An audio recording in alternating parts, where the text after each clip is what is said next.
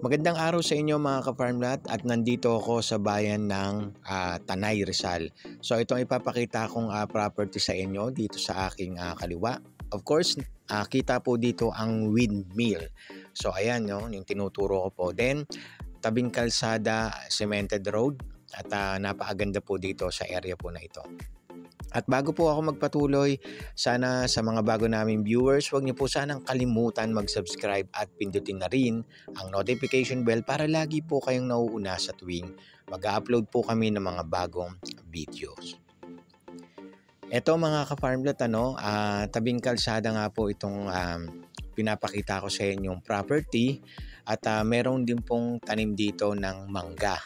Ayan, at meron pang iba, yung iba pa usbong pa lang. At accessible din po ito mga ka-farmlat sa lahat. Malapit din po ito sa Padilla at siguro mga 20 or 25 minutes nandun na po kayo sa Sampaloc, Tanay. So dalawa po yung pwede ninyong daanan dito. At ngayon mga ka-farmlat, pag-usapan na po natin ang detalye ng lupa po na ito. Of course, di po mawawala, may linya ng kuryente at linya ng tubig at malakas din po ang signal ng ating mga cellphone sa lugar na ito. At may linya rin po ng internet dito. Accessible din po ito sa lahat mga ka-farmlat. 20 to 25 minutes lang nandun na po kayo sa bayan ng Padilla at sa bayan ng Tanay, Sampaloc. Ayan po, sa mga nag-iibig ng small cat, tamang-tama po ito. Ang sukat naman nito mga ka-farmlat, 1,000 square meters sa halagang 1.2 million.